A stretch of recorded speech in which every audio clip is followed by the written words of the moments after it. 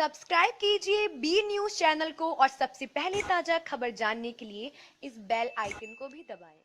नमस्कार, मैं ब्रजेश कुमार सिंह और आप देख रहे हैं बी न्यूज। उत्तर प्रदेश के देवरिया जनपद से खबर आ रही है। आपको बता दें कि कानपुर में हुई घटना में पुलिस अधिकारी और जवानों के शहीद होने पर भारतीय राष्ट्रीय छात्र संगठन के नेतृत्व में जिला अध्यक्ष आशीष प्रताप शुक्ला और आवासी पीपरपाती ग्राम सभा में कैंडल जलाकर व मौन रखकर श्रद्धांजलि अर्पित किया गया। उत्तर प्रदेश कांग्रेस के सदस्य नागेंद्र शुक्ला ने कहा कि हमारी पार्टी और हमारे संवेदन उनके परिवारों के साथ ऐसे दुख की घड़ी में हम कोई राजनीतिक विषय को नाम मुद्दा बनाते हुए उनके परिवार व पुलिस विभाग के साथ खड़े हैं और सदैव इसका ऐसे घटनाओं को पूरे जोर विरोध करते हैं। यह था देवरिया से ज्ञानंद मिश्रा की रिपोर्ट। और भी खबर देखने के लिए इस बी न्यूज चैनल को सब्सक्राइब करिए। वीडियो अच्छी लगती है तो लाइक करिए।